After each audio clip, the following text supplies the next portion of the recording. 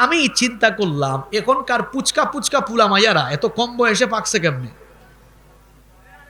এখানে যাদের বয়স 30 বছরের উপরে বলেন আপনারা, আমরা কলেজে গিয়ে 17-18 বছর হওয়ার পরে যা বুঝছি আমরা, এখনকার 6-7 ছেলে মেয়েরা এর চেয়ে বেশি বুঝে না। আমি চিন্তা করলাম এই পুচকা পুচকা পুলা মাইয়ারা কম বয়সে পাকছে কেমনে?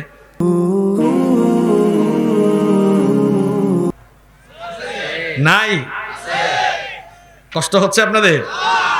আচ্ছা, নাম্বার 6 নম্বর হচ্ছে জান্নাত উপযোগী জীবন গঠনের জন্য কোরআন আপনাকে শিখতে হবে। কারণ কোরআন কিসের পথ দেখায়? জান্নাতের পথ দেখায়। কোরআন কিসের পথ দেখায়? দলিল কি? আল্লাহ কোরআনে বলেছেন, কিতাবুন আনজালনাহু ইলাইকা লিতুখরিজান নাসা মিনাজ যুলুমাতি ইলান নূর। কথাটা কার? আল্লাহ বলছেন, ও আমার হাবিব, এই কিতাব আমি আপনার কাছে এজন্য নাজিল করেছি যেন এই কিতাব দিয়ে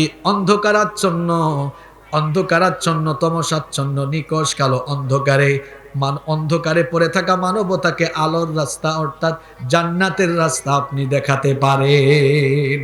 তাহলে কোরআন শিখা লাগবে কয়টি কারণে? আরো জোরে কয়টি? আরো জোরে কয়টি? দেখি 6টা মুখস্থ করছেন কিনা। তা ওয়াজ হচ্ছে না আওয়াজ হচ্ছে দেখি। 1 নাম্বার কি বলেছিলাম বলেন? আমি কিন্তু সচরাচর যেভাবে ওয়াজ হয় এভাবে ওয়াজ করে না। আকিজের মাহফিলে গিয়েছিলেন না? গিয়েছেন, সেখানেও আমি পয়েন্ট ভিত্তিক কথা বলেছি না? এখানেও সেম হচ্ছে। ওখানে কোরআনের বৈশিষ্ট্য বলেছিলাম, আর এখানে আজকে 3টা ধাপে আলোচনা হবে। প্রথমে বললাম কোরআন আপনি কেন শিখবেন। 1, কোরআন শিখা আপনার জন্য ফরজ করেছেন কে? নিজে শিখবেন, পরিবারের সবাইকে। 2 নম্বর, কেন কোরআন শিখবেন? 5 ওয়াক্ত নামাজ শুদ্ধ হওয়ার জন্য। সারা জীবন যে নামাজ পড়া একদম কপালে দাগ ফেলাইয়া দিয়েছেন, এই নামাজ শেষ যদি কোরআন তেলাওয়াত ঠিক। 3 নম্বর, কোরআন প্রচারের জন্য কোরআন আপনাকে শিখতে হবে। 4 কি বলেছি? ইয়েস বাবা, একদম পারফেক্ট। 5 নম্বর কি বলেছি? সকল সমস্যার, জীবনের সব সমস্যার সমাধানের জন্য। 6 নম্বর, জান্নাতের রাস্তা। তাহলে প্রথম পয়েন্ট কি হলো? কোরআন আমরা কেন শিখবো। এবার আসুন, কোরআন না শিখলে কি হবে? প্রথমে বললাম কোরআন শিখলে কি হবে, এখন বলবো না শিখলে। কষ্ট হচ্ছে না? শেষ করে দিব। এখন তো যে পয়েন্টে আসছি এটাই গুরুত্বপূর্ণ। কোরআন না শিখলে, না জানলে, না মানলে কি হবে, এবার বলবো সংক্ষেপে আরো 9টা পয়েন্ট। কয়টা পয়েন্ট? আরো জোরে। ভাবিয়েন না যে হুজুর অনেক লম্বা করবে না, এগুলো শর্ট। 1 নাম্বার, কোরআন না শিখলে, না পড়লে, না জানলে কোরআন লানত দেয়। কি দিবে?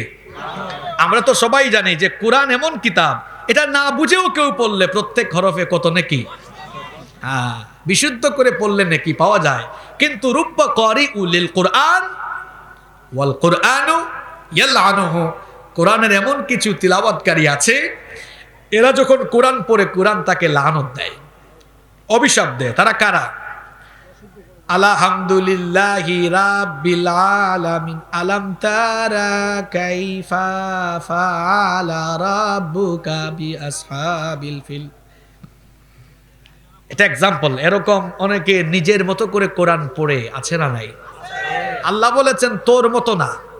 আল্লাহ বলেছেন ওয়ারাত্তিলিল কুরআনা তারতিলা, তারতিল সহ তাজবিদ সহ বিশুদ্ধ করে কোরআন পড়। মোল্লার কথা না আল্লাহর কথা? 1 নাম্বার, কোরআন শিখবেন না, সারা জীবন কোরআনের লানত পাইতে পাইতে আপনার জীবন শেষ। যুবকরা নোট করো পারলে পয়েন্টগুলো। কোরআন না শিখলে কোরআন কি দিবে? আরেকটু জোরে বলেন। নাম্বার 2, কোরআন না শিখলে কোরআনের আলোয় জীবন আলোকিত, অন্ধকার জীবন, ব্যর্থ জীবন, নষ্ট, বরবাদ হয়ে যাবে জীবন আপনার। কারণ যে জীবনে চলার পথে কোরআনের লাইট নাই, এই পথ একেবারে অন্ধকার পথ। এই পথ গুমরাহির পথ, এই পথ ভ্রষ্টতার পথ, এই পথ জাহান্নামের পথ। ঠিক কি না?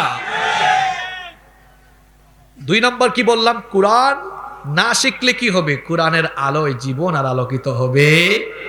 ঘরের মধ্যে হয়তো দামি দামি লাইট থাকবে, কিন্তু জীবনে আর কোনো লাইট থাকবে। মনে রাখতেছেন কথা? কোরআন না শিখলে কয়টা কি হবে? 9টি ভয়াবহ পরিণাম হবে। কয়টি? 1 নাম্বার কি বলেছি? কোরআন কি দিবে? আরো জোরে। 2 নাম্বার, জীবন কোরআনের আলোয় আলোকিত হবে। 3 নাম্বার, কোরআন যদি আপনি না শিখেন আপনার অন্তরটা কলুষিত হয়ে যাবে, অন্তরে মরিচা ধরে যাবে। নবীজি বলেছেন, ইন্নাল্লাযী লাইসা ফী জাওফিহি শাইউম মিনাল কুরআনি কাল বাইতিল খারাব। নবীজি বলেছেন, যেই দেহের মধ্যে, যেই হৃদয়ের মধ্যে কোরআন নাই, সেই দেহ, সেই শরীর বা সেই মন হচ্ছে ছাড়া বাড়ি বা বিরান বাড়ির মতো। ছাড়া বাড়ি, বিরানবাজি বুঝেন আপনারা? যেখানে কোনো মানুষ বাস করে না, পোকামাকড় বাস করে, এমন বাড়ি। যেই লোকের জীবনে তার বডিতে কোরআন নাই, হৃদয়ে কোরআন নাই, মেধা বিবেকে কোরআন নাই, এটা পচা মরা বিবেক, এটা মরা দিল। ঠিক কিনা? দেখুন তো আপনার জীবনে কোরআন আছে কিনা। আজ শিক্ষাঙ্গনে কোরআন নাই, সব পড়ায় এখানে। এখানে বিজ্ঞান পড়ায়, অর্থনীতি পড়ায়, ভূগোল পড়ায়, সমাজ পড়ায়, সব পড়ায়। এখানে শারীরিক শিক্ষাও পড়ায়। এখন শারীরিক শিক্ষাও, মানে শারীরিক শিক্ষা শিখায় দেওয়া লাগে। আমি চিন্তা করলাম, এখনকার পুচকা পুচকা পুলা মাইয়ারা এত কম বয়সে পাকছে কেমনে? এখানে যাদের বয়স 30 বছরের উপরে, বলেন আপনারা, আমরা কলেজে গিয়ে 17-18 বছর হওয়ার পরে যা বুঝছি আমরা, এখনকার 6-7 ছেলে মেয়েরা এর চেয়ে বেশি বুঝে না। আমি চিন্তা করলাম, এই পুচকা পুচকা পুলা মাইয়ারা কম বয়সে পাকছে কেমনে? আমি একটু গবেষণা করলাম, গবেষণা করে বের করলাম এর কারণ হয়েছে 2টা। কয়টা? দেখুন তো বাস্তবতার সাথে মিল আছে কিনা। 1 নাম্বার অপশিক্ষা, 2 নাম্বার অপসংস্কৃতি। অপশিক্ষা কি? আজ সন্তানগুলোকে এমনিতেই ধর্মহীন করে দেওয়ার জন্য ধর্মশিক্ষা বাদ। অন্যদিকে কি করা হয়েছে দেখেন, শারীরিক শিক্ষা একটা বই দেখেন ঢুকানো হয়েছে। এই বইটা আপনি হাতে নিয়েন বাড়িতে গিয়া, দেখিয়েন কিছু কিছু চ্যাপ্টার, কিছু কিছু লেসন এমন দেওয়া হয়েছে যা অশ্লীল, যৌন উন্মাদনামূলক, যৌন সুরসুরিমূলক।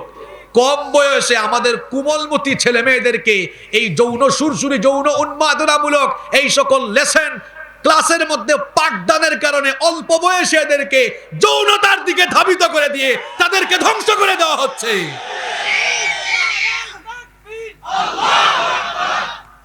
কি রাগ করছেন আমার কথায়? সন্তান তো আপনাদেরও আছে, আমাদের সবার সন্তান আছে না? 1 নাম্বার অপশিক্ষা, 2 নাম্বার অপসংস্কৃতি। আরে বাপ রে বাপ, এখন যার হাতে ফোন একটা আছে তার কাছে দুনিয়ার খবর আছে। 2 বছর 3 বছর বয়সের বাচ্চাদের হাতে আমরা ফোন তুলে দিই। আমরা আগে দেখতাম যে মা বাবারা বাচ্চারা কান্না করলে গিয়া সাথে সাথে কুলে নিত, জড়ায় ধরে আয় আয় চাঁদ মামা শোনাইতো, বিভিন্ন কবিতা শোনায় ঘুম পাড়াইতো। এখন মা বাবা বেশি যান্ত্রিকতা নির্ভর হয়ে পড়েছে। বাচ্চারা কান্না করলে কুলে নেয় না, মোবাইল একটা হাতে নিয়ে ইউটিউবে ঢুকে বেবি শার্ট ডুড্ডু লাগাইয়া বাজায় দেখা দর আছে না নাই? আরে বাপরে বাপ, 2-3 বছরের বাচ্চারা মোবাইলে যেমন স্ক্রলিং করে, আমি নিজেও এমন স্ক্রলিং পারি না। আমরা ছোট ছোট বাচ্চাদের হাতে ফোন তুলে দিয়েছি, এতে করে সে ফোনের প্রতি আসক্ত হয়ে পড়ছে, যার কারণে দেখা যাচ্ছে অল্প বয়সেই সে বিপথে নিমজ্জিত হয়ে যাচ্ছে। আমি একবার এক জায়গায় গেলাম,